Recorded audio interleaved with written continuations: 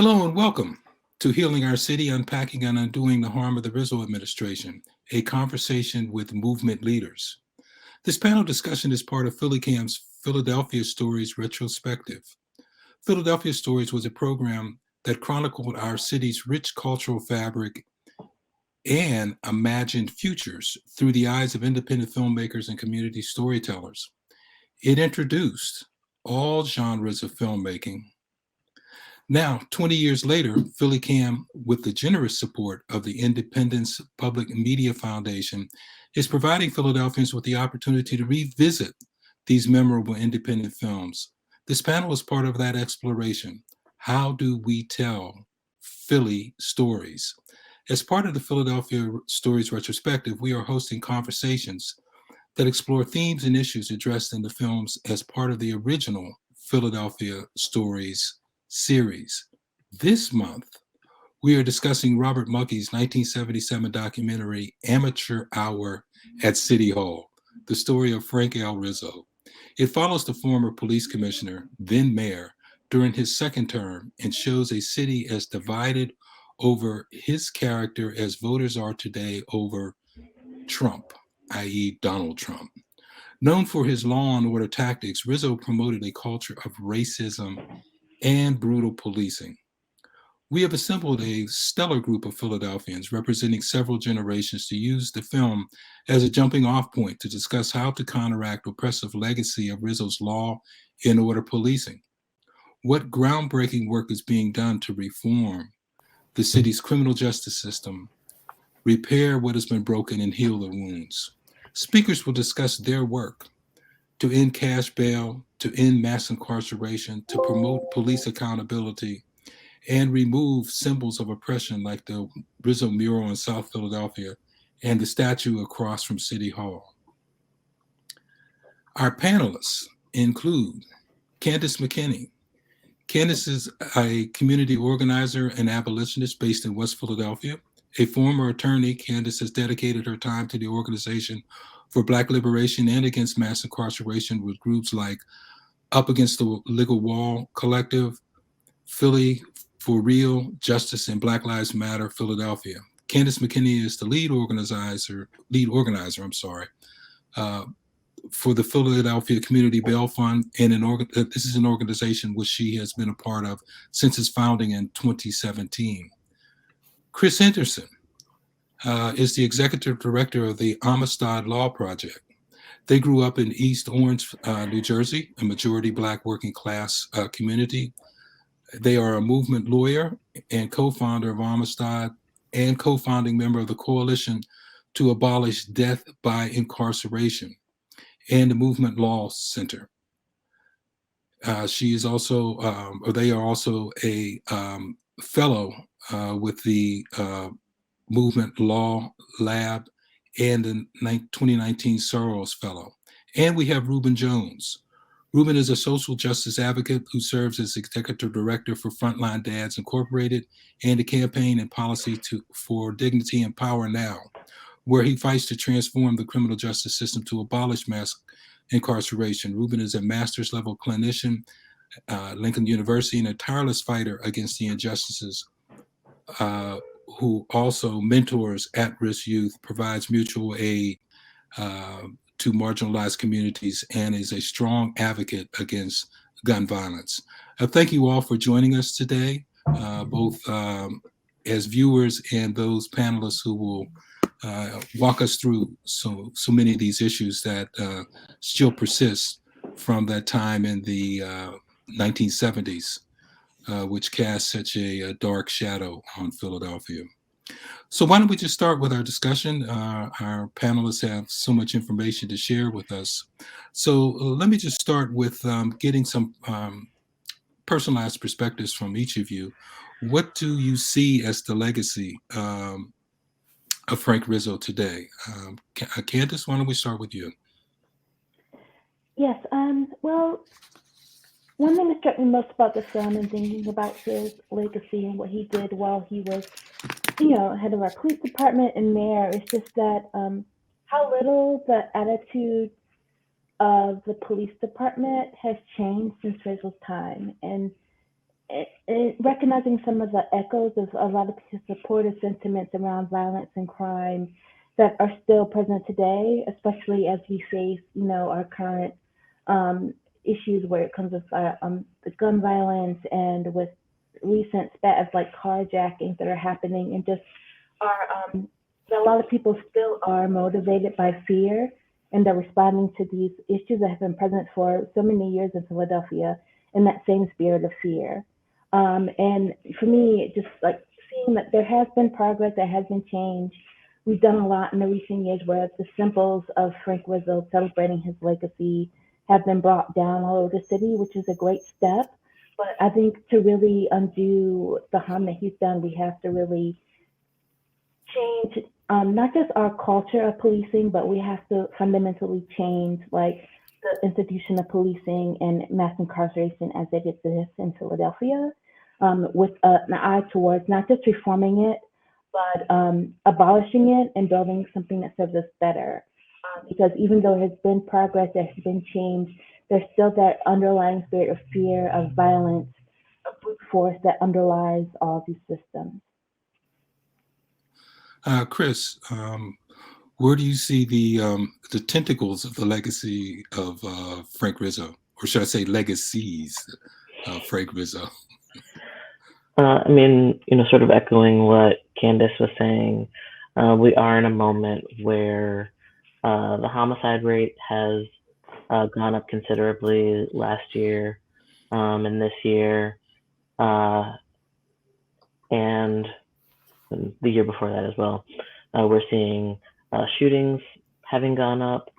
So there's like this real actual thing that is happening with violence, with gun violence in particular in the city. And really the only solution that we're getting is police. I think that's really directly, like there's a pretty direct line from Rizzo's legacy to what we're getting now, where the police budget is going up, and really there's no sort of limits being placed on that because of the crime that's happening right now. When we know that there are things that actually would make the city safer that have nothing to do with police. At the same time, we're also seeing the issue of crime and the way it's being spoken about in the media, with like a lot of dog whistles and like what crime means, is like very much about like when people talk about crime in Philadelphia, everyone knows that the people that they're talking about are young, Black and brown, but really mostly Black teenage boys and young men. And that's intentional. And I think that also is something that's very directly one of those legacies. Mm-hmm. Your point about the expenditures from the city budget going into police are very real. The police department gets about $750 million. In fact, the police department gets over $300 million more than the money allocated to human services, public health, and parks and recreation combined. In fact, the money that they put into prisons, the Philadelphia prison system, yes, it has its own prison system, actually is just about the same, or about is half as much is put into human services, public health, and parks and recreation, things that could help mitigate some of the problems that we have. Ruben, how do you see the legacies of Frank Rizzo still kind of grabbing the city by its collective throat? Yeah, I see the legacy of Frank Rizzo is exactly the same as the legacy in history of America, that's undergirded by racism and institutional oppression. So Frank Rizzo ushered in an era in Philadelphia, the whole tough on crime era. He was a tough talking, boot wearing cop who kicked in doors and slammed Black people to the ground. That was his MO as police commissioner, and his loyal subjects followed him to a T and modeled their behavior after him to a T. And when he became mayor, he kind of ran the city with that same kind of bully mentality. So much so that when his term was up, he tried to change the city's charter to run again. So this is the legacy of Frank Rizzo. So if we fast forward, whatever 40 years or so, we'll see the same cycles continue. For instance, the spending that you just mentioned, but also the fear mongering. In addition, we know that the police union, if you want to call it that, wields a lot of influence, a lot of power. So politicians bow to them no matter what happens in terms of egregious acts. So the legacy of Frank Rizzo continues to cast a large shadow over the city. Although the statue has been removed, we erected a statue in the honor of a person who stripped the Black Panthers naked on Cecil B. Moore Avenue and photographed them for the world specifically to humiliate them and to derail any Black empowerment or any Black movement at that time and for future time. So that's the true legacy of Frank Rizzo, one of a racist person who had loyal subjects, who really transformed in a negative way the culture of the city. He was a bully. He was a person who didn't respect people, particularly people of color. And we see people now emulating themselves after him. It's funny that you mentioned Donald Trump, because we see the exact same behaviors, the exact same cycle, the exact same rhetoric. We hear all the exact same, and we see all the exact same antics being, emulated by politicians today, like Donald Trump. So people look up to these guys. They follow these guys, and they idolize them. And when they get their chance at power, then they try to replicate the same kind of acts and mentality that their heroes did. And that's why we see the thing that we're seeing with police abuses being overlooked. That's why we see the tough talk. That's why we see the pushback against any change or transformation in the Philadelphia Police Department, with the lack of accountability. And that's all attributed directly, in my opinion, to the legacy of Frank Rizzo and what he created, the mentality that he created in his city. Hmm. Yeah, by way of context, Rizzo was definitely outrageous, but in the scheme of things in Philadelphia, he wasn't an outlier. While he may have been one of the worst examples of the racism that's embedded in the city, it wasn't that it was created by him. I just think of like one very poignant example. We see some of that legacy of Rizzo in the 1985 police bombing, burning, and murder of MOVE members on Osage Avenue. Right. That was in May of 1985, but not so hidden in the history of Philadelphia. In May of 1838, a mob that was described as a mob of gentlemen of standing and character, along with some and many members of the poorer white community, burned down the newly built headquarters for the abolitionists, the anti-slavery people in Philadelphia. And as in 1838 and as in 1985, none of those who perpetrated the respective crimes were called to account. So there's been no accountability for this racism and the violence and deprivation that come from it. But by way of context, maybe the persons who are viewing and listening to this need to know a little bit about the respective works of each of you. So Ruben, if you could start saying some of the works that you're involved in and some of the things that the organizations that you head are doing.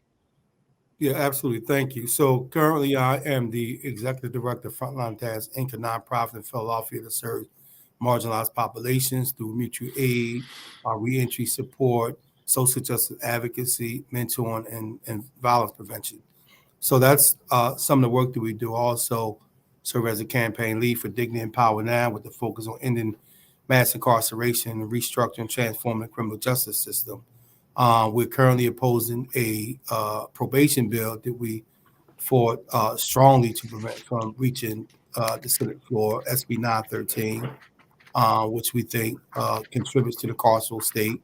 We're also pushing and sponsoring a parole reform bill, which again, people on state supervision an opportunity to earn their way off of state supervision, much like earn good time while incarcerated, but it will work in reverse in terms of once a person is released and they're under supervision to earn a day for a day to be released from parole.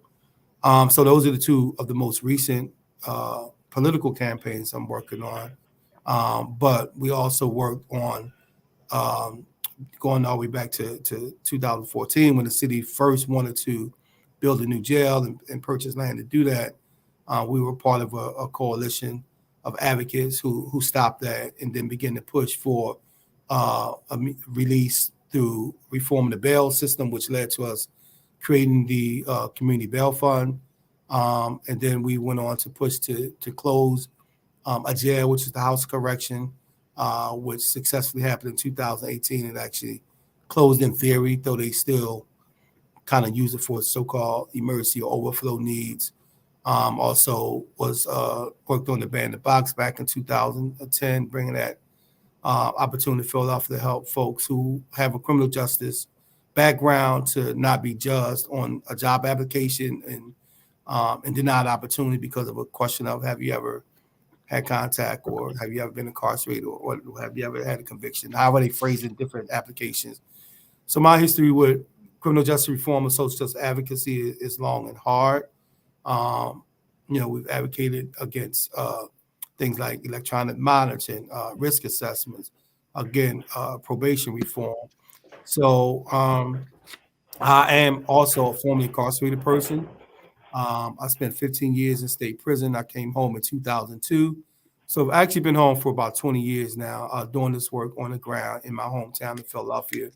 Proud to say that, some of the changes that I've seen over the years that can be directly attributed to directly impacted people and community organizers is diametrically opposed to the Rizzo era and the Rizzo regime, where he tried to hold people powerless and limited the ability to transform these systems. So now it's ironic that the very people who have been impacted by these systems are now leading the charge to change and transform these systems and create a better life for all Philadelphians. Mm-hmm. Chris, could you tell us something about the works of the Amistad Law Project, and also the name Amistad, if you could tell us how that figured into what type of work that you're doing now? So our name, of course, comes from the ship that was taken over by people who were captured and people were trying to put them into slavery. And they took over the ship and were trying to get back to Africa. Were not successful, but then were able to win their freedom through a legal battle. And so that legacy of both using the law and also freedom and liberation is something that really drives our work. And we do a combination of legal work and organizing, policy advocacy, not specifically, but a lot of times around life without parole or death by incarceration. So right now we are supporting legislation that would allow people who are serving death by incarceration an opportunity to come home, specifically geriatric parole and medical parole. And we support people who are currently incarcerated with different legal issues related to conditions of confinement. And a lot of our organizing work is focused on, like, in support of people serving DBI having some opportunity to come home, and also in Philly trying to get more resources for our communities and away from things like the Philadelphia Police Department. And right now we have a campaign where we're trying to get more funding for mobile crisis units, which are the non-police response to people who are having some sort of mental health crisis. And yeah, we need more things that don't involve the police. Okay. Now you referenced something called a death by incarceration Could you explain that a little bit? I know that's maybe a little legally impacted, but people need to know it, and it's really simple in terms of what they're doing in terms of harming lives. Yeah. So a lot of people think about life without parole sentences as being like a more humane alternative to the death penalty or death by execution sentence. And specifically, we use language naming life without parole as a death by incarceration sentence. One, to kind of trouble that idea that life without parole is somehow more humane or like a better alternative to death by execution sentence. And also because both of those sentences actually end the same way with someone's death. A life without parole sentence is only over when someone has passed on and is able to come home to their family in a coffin in a body bag. And like especially in places like Pennsylvania, where there are over 5,000 people who are serving life without parole and less than 200 who are serving a death by execution sentence, we really see that death by incarceration is really the human rights issue. And while it's important to fight for people who are on death row, that there actually is this much larger issue that we're ignoring. Right.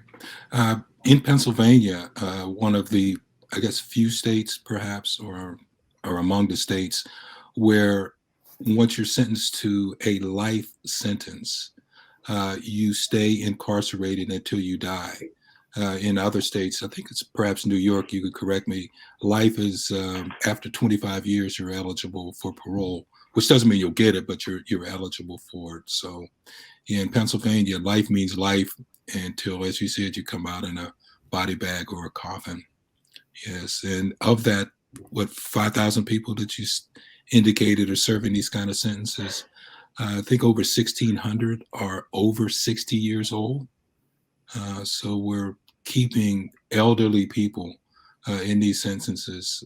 It's just horrific when you think of Pennsylvania as projecting itself as a very humane place.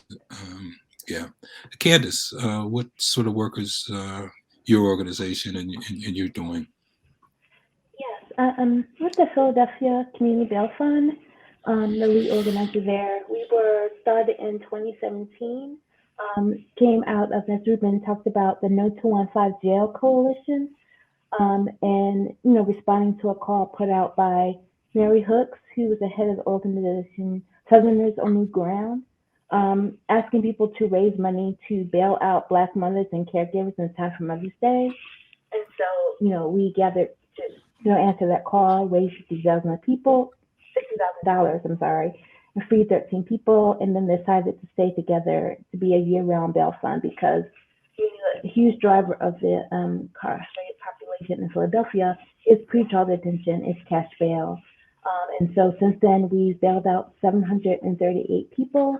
We spent $4.8 million to free those people, and we're advocating for the end of not just cash bail, but pretrial incarceration, which also includes people who are held on detainers, which is actually the biggest driver of our jail population in Philadelphia.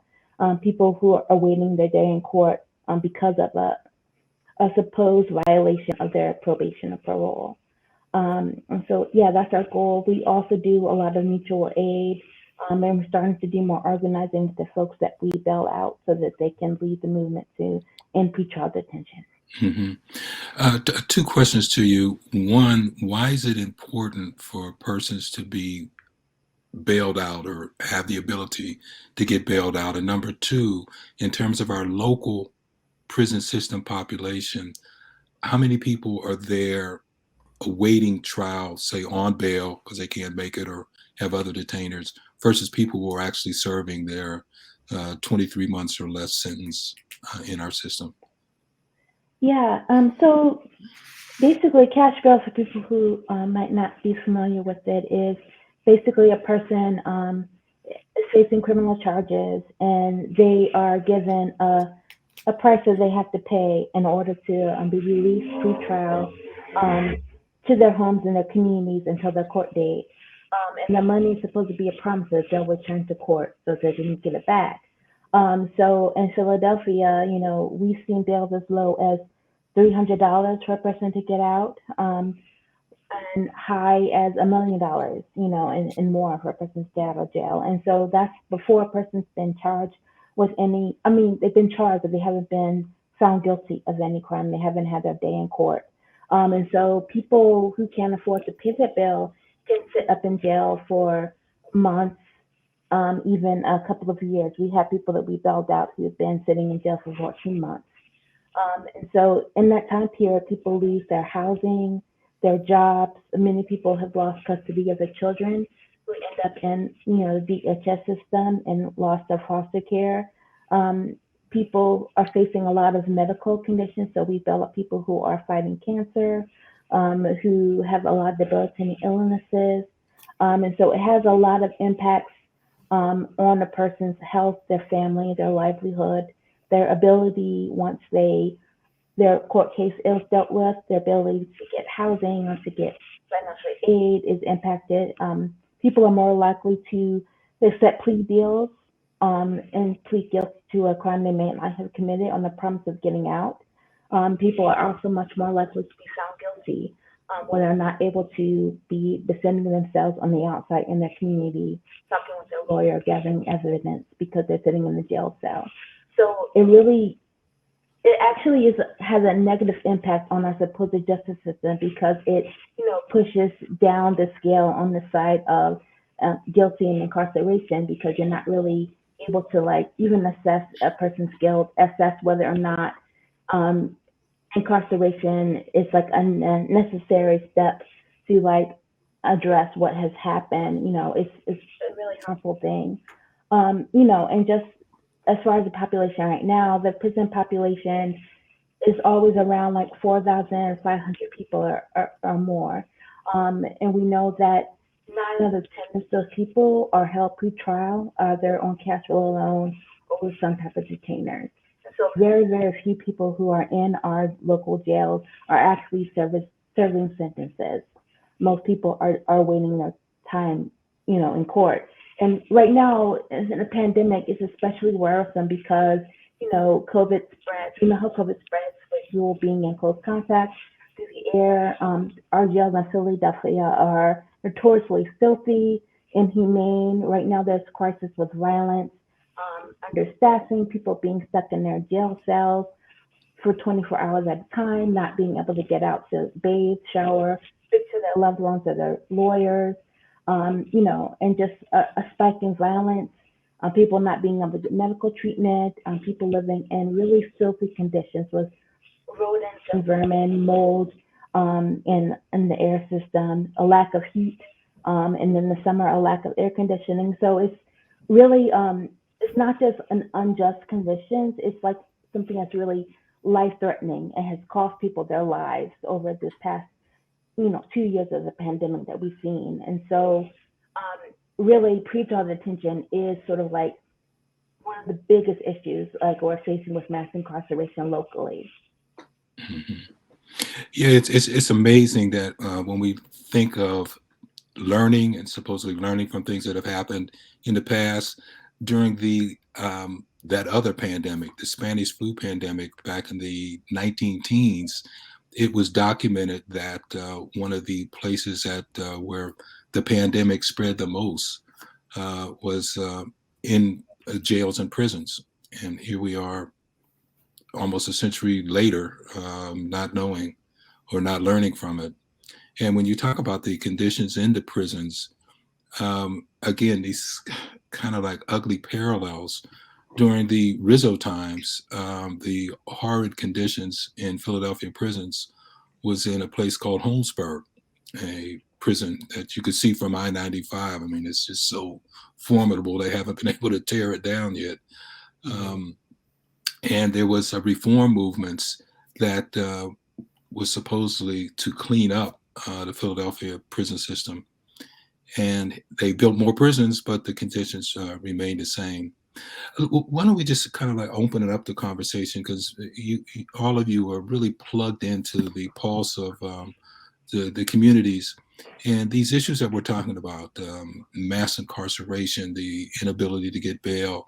How do those criminal justice system problems / failings impact on the some of the conditions that we find in our communities, lack of employment, the systemic and generational issues of poverty, things like that. So how do you see these problems, these things, legacies from the Rizzo era, actually impacting on a day-to-day basis some of the conditions that people are enduring in too many neighborhoods around the city of Philadelphia?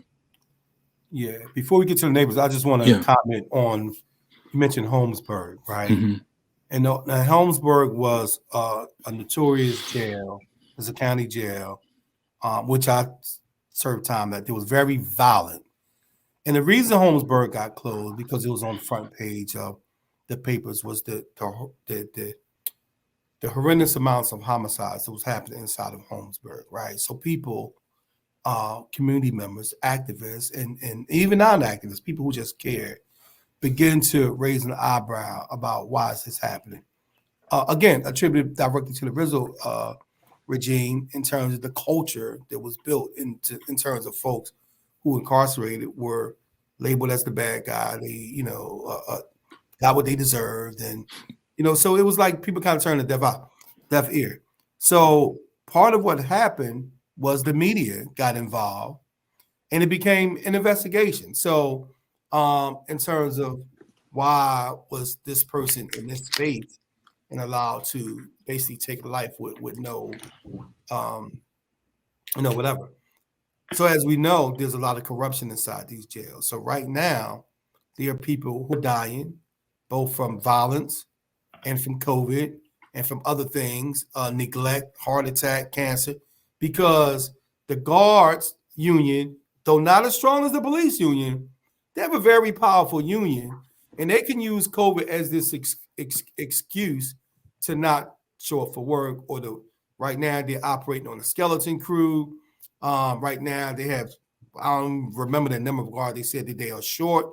So what we have is people who are utterly, right, sitting in these jails as sitting ducks. And the problem is, and I don't care what anybody says in terms of judgment about a person who's in jail, the only thing, and I agree with Candace, we have to end all pretrial detention, because the only thing it's supposed to do is make sure that someone is shows up a court if they can't purchase their freedom to get out before trial. So what happens is we're putting people in this vulnerable position, no medical care, no medical treatment. Again, the poor ventilation, the just poor conditions in general. Same reason that house arrest is closed, same reason that Holmesburg was closed. And now we're kind of just going on this cycle again where we're allowing people to die. So in my opinion, just really quickly, is I think that people need to be held accountable. I think it's a criminal act for guards to turn their back on people getting violated physically.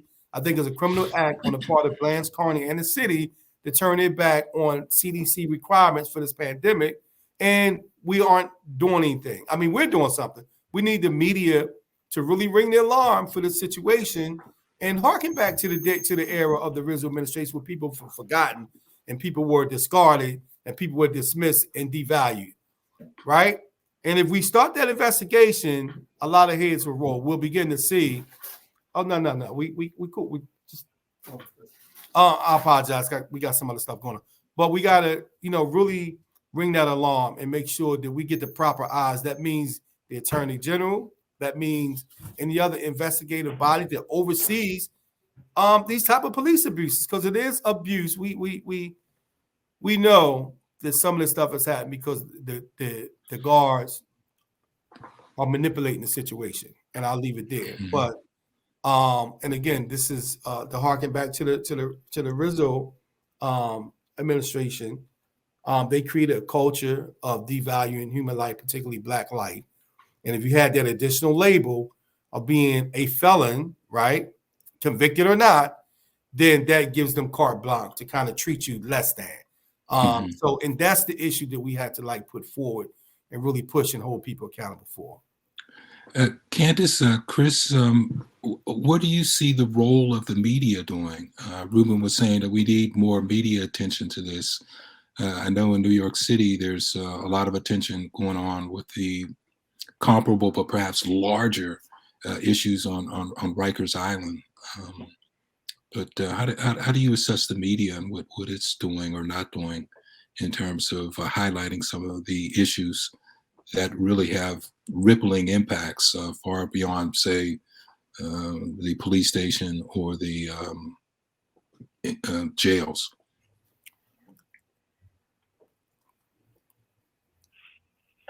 Yeah, I believe some of our local newspaper journalists have been like doing some good work, shedding light on what's happening, has been sort of the only voices in the media who are putting out the story about what's happening on State Road, about the people who have died, about, the deteriorating conditions and our city's lack of response to what's happening there.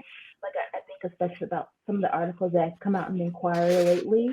But I definitely think that media could be and should be doing more. Just basically because I think the big problem is, like, we even talked about this, like the system just allows people to be dehumanized. And that's something, that we're on during Frank Rizzo's time. We've talked about Trump. The problem is with like Trump and the Rizzo is that like they're these big figures that everyone can sort of like see how we are dehumanizing people and sort of how we're devaluing people, and they do this like grand scale excess.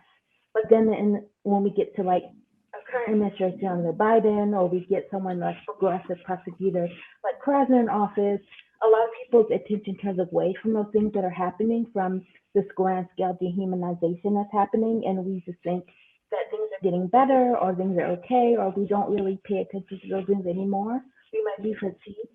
And I think that's what's sort of happening now, is that, people cared a lot about this issues like right after like the murder of George Floyd, and suddenly the nation and the city was like really energized around that, and people were in the streets, and a lot of people who could just not care about these issues because it's so far removed from them were paying attention. And like now we need people to still be paying attention to these issues, to still be challenging themselves, to see people who are incarcerated as human beings who are worthy of dignity, respect, and well-being, to actually be activated now to care about these issues and to push for like change. And I feel like, yeah, that's the role the media could play, is helping like people to see what's happening that they can easily ignore because it doesn't impact their lives personally. Yeah, it always it's disappointing and amazing that people have this disconnect, saying, well, I don't know anybody incarcerated, I'm never going to be incarcerated. But the problems that flow from the issues that are not addressed that lead to the mass incarceration, people are paying for it. They're paying for it in terms of payouts for abusive policing. They're paying for it for these monitoring and building prisons. So if your property taxes go up, you need to get involved with it. But Chris, an issue I don't think gets too much attention is the judiciary, and what role do they play in the perpetuation of these problems? We have all these grand pronouncements that the judiciary is there to ensure that justice is achieved, but so often they seem to either turn a blind eye to it, or as one criminal statute calls it, aiding and abetting some of the problems. What do you see as the judiciary? And yeah, and I understand that you may not be able to speak as freely as you want, given the responsibilities of a counselor. But if you could give us a little insight on the role of the judiciary. I think that there's this idea that the judiciary is like unbiased, and is able to be sort of almost inhumanly able to make these judgments objectively, when we know that's not how humans work. That's not how any of us might think that we're able to be objective in a moment, but we know that that's not true. And so what we're seeing with judges is that all of those biases that people don't even realize they have make it so that the outcomes for especially Black people tend to be worse, and things just sort of get compounded at every level of the criminal legal system to make outcomes worse for Black people, worse for young Black men in particular. And one thing I wanted to say though about the media is that I really do think the media has an obligation to connect these issues for people, to make it so that when people are hearing this rallying cry for justice for George Floyd, and to defund the police and to end cash bail, that actually all these things are connected, and that, you know, in the same way, there's this glorification or like all this attention to violence that's happening almost in a vacuum, that actually the reason that there is so much gun violence is because of all these other things. And that if we were really trying to attack these things at the root, we actually would have a society and a city that was safer. Can I respond to something Chris just said, if you don't mind? Yeah, please go ahead, Ruben. Mm-hmm. So Tupac said that hip hop was like the ghetto's CNN, right? They were the eyes and ears of the community.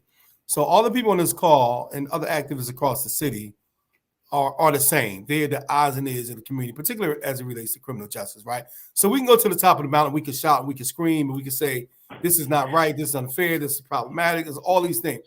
And we're going to reach a certain audience, and we're going to mobilize a certain amount of people, and a certain groups are going to take some action. We can leverage that with some political movement through the elected official, and we create these really small incremental changes. And I'll be honest with you, that's not acceptable. And that's because we don't have the platform that the media has. The media has a platform, they have credibility, they have visibility, they have institutions with funding behind them. And I agree with Candace, there's been some incredible messengers in the media who, you know, amplified this issue. But across the board, if we don't connect the dots, as Chris just mentioned, then it's like us just spitting into the wind, right? We're talking about human rights violations. We're talking about people dying senselessly. We're talking about people being, you mentioned Amistad, people dying and being dehumanized in a way that harkens back to slavery. So we have to be real with that issue. And if we need the media, and I'm not saying, I don't want to say this the wrong way because I don't want to offend anybody. Some media folks are doing some wonderful job, but we need the media to really carry the water on this and bring this issue to the public. I'm talking about print, I'm talking about radio, I'm talking about TV, I'm talking about social media, I'm talking about every platform possible, because you have a wider reach, you have a wider audience. You can help humanize this issue for folk and bring them into this fight in ways that we can't, right? So that's why my plea is that the media get involved, if for nothing else, to demand an investigation from the Attorney General's office, because it's criminal what they're doing up on State Road. Mm-hmm. Good. We're reaching an all too rapid conclusion here. So perhaps if we could just do a quick round of what you think needs to be done or what more needs to be done. Ruben, you just talked about the need for the media to embrace this, not just a few reporters, but to be, you know, more inclusive and having more to be done. Candace, what are some of the things or one thing that you think needs to be done that could really help impact some of the issues that we talked about today? Yeah, I just think people need to challenge themselves to like reassess like how they address crime or how they think about what's happening in our city. Again, to thinking about people as human beings, to thinking about how is fear driving like your response to this instead of being solution focused. Good. And Chris, what would you suggest or offer? I think all of us needs to be much more actively involved in the safety of our communities. We can't have public safety without the public, as Akila Sherrills has said. Good. And Ruben, beyond the media getting more involved, what else do you think could be and should be and must be done? Jails and prisons exist because the theory is that you want to hold people accountable who committed some infraction against society. Well, we got to hold those people accountable who's supposed to hold the people accountable, right? So an investigation immediately into State Road, Fire Blanche Carney. We need a vehicle to recall our mayor who's turned a deaf ear to this issue. And when Candace mentioned our progressive DA, well, guess what our progressive DA can do? He can null process all those cases for people who haven't been convicted.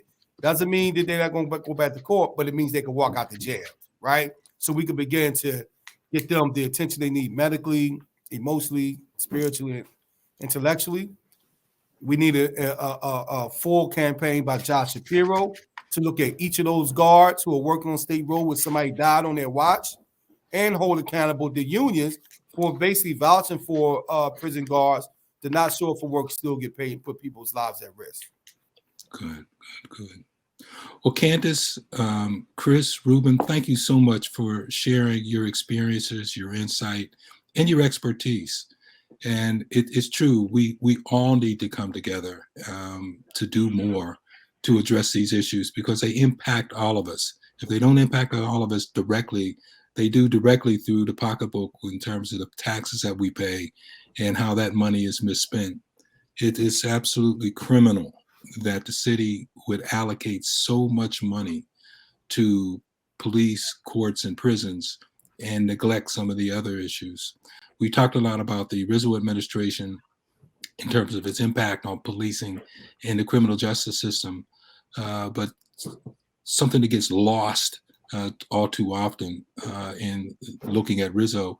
He was a racist. He was authoritarian in terms of policing, but that wasn't the only damage that he did. Many of the housing problems that we see now is because hundreds of millions of dollars were misspent during the Rizzo administration. So when you're driving through some of these communities and you see an abandoned house with a tree growing up in the middle of it, it's because back in the 70s, the money that could have been spent was wasted in the patronage. And say in North Philadelphia, the Rizzo administration refused to do housing renovation, but they used the money for demolition. And when the people in the community started rising up and say, no demolitions without renovation, years later, the media comes in and says, well, it's the people's fault. They protested against the demolitions, but they leave out the fact that they said, we don't want demolitions if we can't get any renovation. So these issues will remain, and we thank all of you for the good works that you're doing, changing the system around. This is a somewhat like an ocean liner. You can't just turn it around quickly, but you're making valiant efforts to make this. I'd like to thank all of you for listening and looking. Thank you for watching Healing Our Cities, a Philadelphia Stories panel. You can catch the film that we've talked about that inspired this conversation on PhillyCam this Thursday, January 20th at 8:30 p.m. You can find more information about Philadelphia Stories Retrospective and what is being featured at PhillyCam at phillycam.org//Philadelphia Stories. Keep up with PhillyCam on social media at PhillyCam and tune in next month for another live panel discussion. Thank you very much, and a special thanks to our panelists today.